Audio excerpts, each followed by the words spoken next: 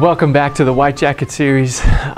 Today I thought we would talk about the distinction between praise and affirmation.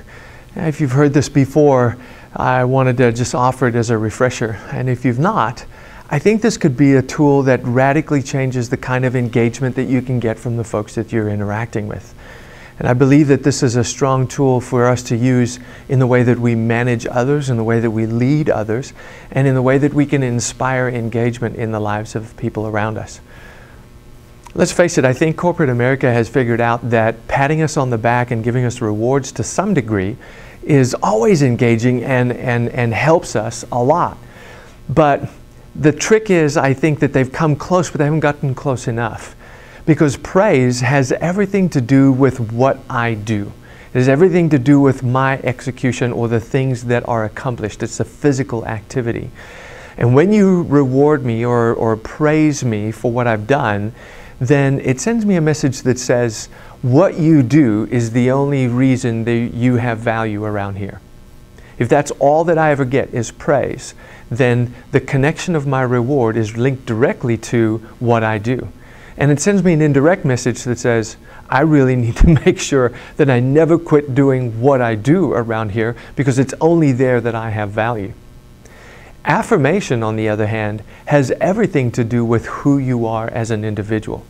And it's impossible to affirm somebody unless you genuinely know them. That's why affirmation is so rare, because we've come to this place in our society where our daily interactions are fairly superficial. We don't have a lot of deep, meaningful relationships as often in the world we live in today. And so because the deep, meaningful understanding of another individual isn't there, it's really challenging to be able to affirm that person, and much more than if you're working with 5, 10, 20, 100 people and leading them or managing them in some way and needing to affirm them in some way. And so in this area, I don't know of another tool that's more effective in allowing us to be able to affirm one another than the strengths results.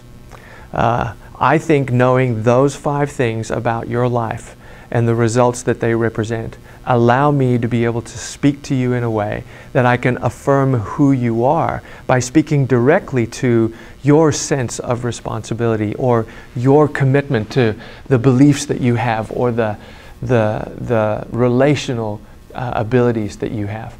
And valuing that and calling that out in you is I can do it with such an articulate manner because I know exactly what relator is. I know exactly what responsibility means. That you feel, as the recipient, you feel very seen. I feel very affirmed. It feels very much like, man, this guy gets me. He's not just giving me the blanket, hey, thanks for what you do, I really appreciate you. I'm getting very specific answers. And so I think the third and final point I want to make here is we do need to praise our staff. We do need, better yet, to even affirm the folks that we work with. But third and finally, I think if you're going to do any of them, try to be as really specific as you can. Because just saying, hey, thanks for volunteering last week, has some value, but it's nowhere near as valuable as when you say, I saw you standing out there next to the jumping castle for 4 hours yesterday. I really appreciate the commitment that takes on your part, especially in the heat that we're experiencing these days. Thank you for your dedication to God and to serving us as a body. I appreciate that. That goes a whole lot further. Being specific really matters. And when you're specific about who an individual is, that's deeply affirming.